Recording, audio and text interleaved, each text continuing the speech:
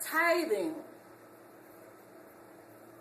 was a part of the system of the law, a part of the Old Testament. Tithing was done away with when Jesus came and died on the cross. Hello, somebody. You need the scriptures? You can go to Amazon.com at any time and look up the book, Money or Obedience. And it will give you a better standing, a better understanding of the difference of what Jesus really wants. Because Jesus did not come down from heaven and took up an offering. You will never see in the life of Jesus Christ where he preached the message, laid a hand, gave sight to the blind, gave the ability to walk or whatever he's done, his miracles, his signs and his wonder. You will never see. And at the end, they put out a basket to take up an offering. The devil is a lie. Yes, the Bible says a worker is worthy of his hire. That's why you have the Holy Ghost. That's what the Bible says. You in your heart decide what you would give.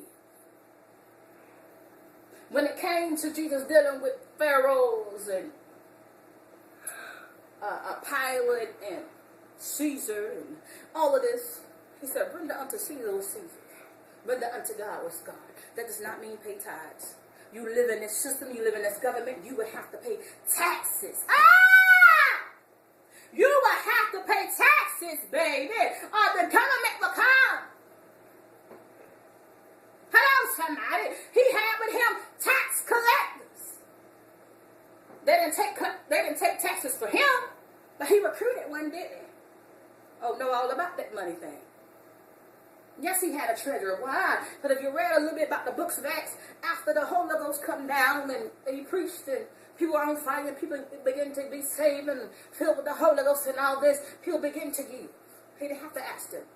The Holy Ghost unctioned them. And I'm not talking about this crazy spirit, because I've been around people that's using spirits and they tell me, give me your money and all of this, and don't you rob God. The devil is a liar.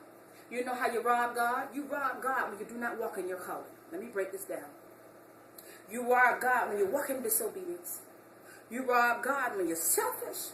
You rob God when you will not allow him to do what he needs to do in your life. Then you rob God. You do not rob God with any kind of money. That's the Old Testament. We do not sacrifice any animals. So that's how it started off. It was not money. It was the sacrifice of animals. He told the Pharisees and the Sadducees when they came to him, because often real pastors will be challenged. I ain't talking about them fake and phony pastors. Jesus lived a humble life. Jesus could have been rich and had more money.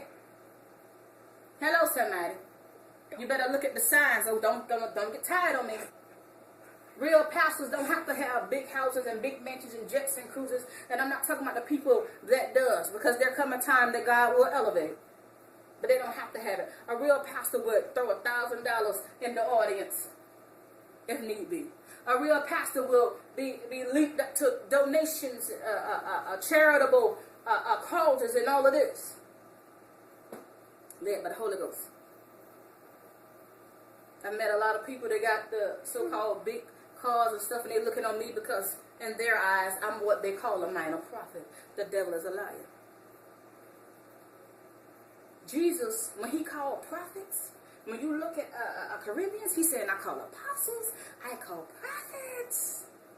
He didn't say I called the chief apostle. The devil's a liar. He's the chief apostle. And I'm going to leave it at that. He didn't say I called minor prophets and major prophets. He said I called prophets, I called teachers, I called evangelists. He didn't say I called no major, no minor prophets. You better read the Bible for yourself. But anyways, back to what I'm saying. Study to show thyself approved. God came that we could have life, and this virgin said a rich and satisfying life. In order to have life, you need the breath of life in you. In order to have life, you need this word. Hello, somebody. In order to have life, you need to have a relationship with God. In order to understand what is in the Lamb's book of life. The bread of life, here it is right here. Healing is the children's bread. You want healing? Get in here and find some scripture to eat on. You meditate it. You have to eat the word. He told his prophets, some of them, he said, eat